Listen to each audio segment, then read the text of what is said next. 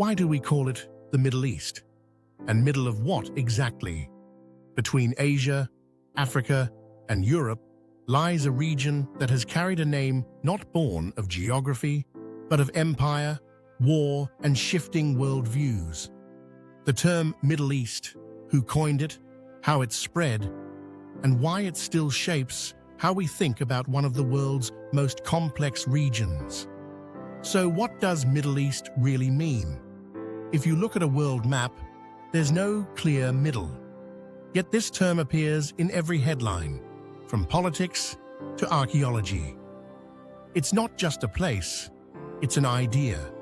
And like many ideas about geography, it began with how Europe saw the world. The phrase Middle East isn't ancient, Arabic, or even local. It's a modern creation, one that reflects how 19th and early 20th century powers viewed the lands stretching from Egypt to Iran. To understand why it was called the Middle East, we first need to look at what came before. For centuries, Europeans used the term the East to describe everything beyond their own borders, a concept that came from ancient Greek and Roman geography. During the Middle Ages and Renaissance, the world was divided into the Occident, the West, and the Orient, the East. By the 1800s, as European empires expanded, they needed new words to describe the lands between Europe and Asia. The British began referring to the Near East, meaning the Ottoman Empire and surrounding areas like the Balkans, Turkey, and parts of Arabia. Meanwhile, the Far East referred to East Asia, places like China, Japan, and Korea. But there was a vast area in between, from Persia, modern Iran, to India, that didn't fit neatly into either category. It was neither near nor far from Europe, and that's where the term Middle East first entered the story. The phrase Middle East first appeared around 1902, coined by an American naval strategist named Alfred Thayer Mahan. Mahan wrote an article in the National Review called The Persian Gulf and International Relations. In it, he used the phrase Middle East to describe the region lying between Arabia and India, a zone of strategic importance to the British Empire. At the time, Britain was deeply concerned with protecting its sea routes to India, the jewel of the crown. Control of the Suez Canal and the Persian Gulf was vital for both trade and military security.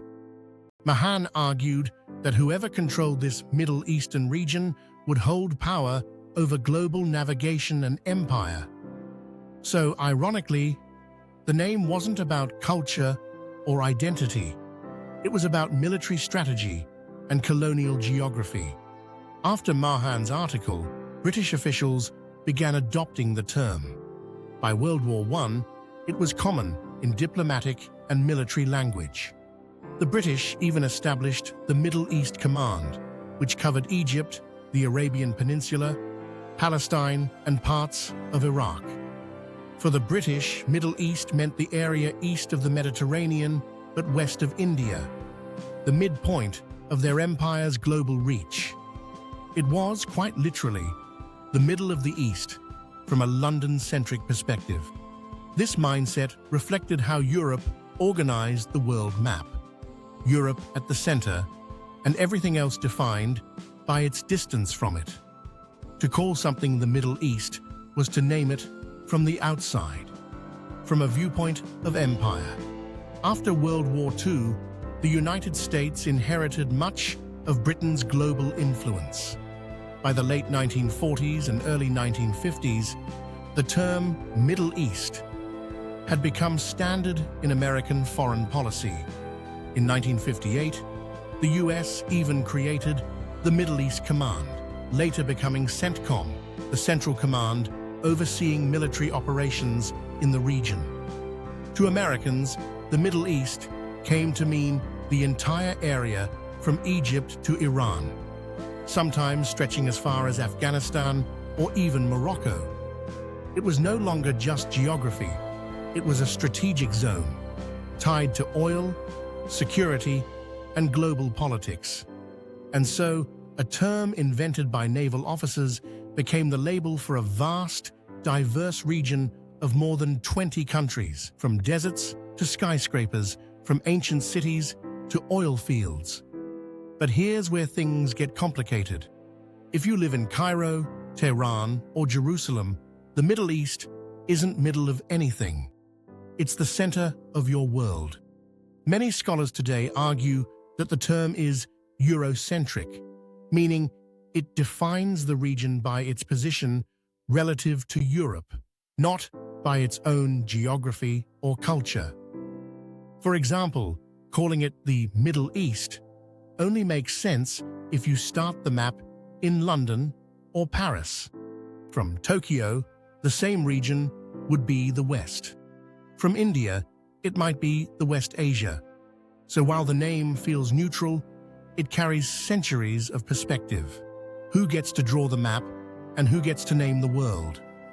In academic and diplomatic circles, you'll sometimes hear alternatives like Southwest Asia or West Asia and North Africa, WANA. These terms are more geographically accurate, removing the European frame of reference.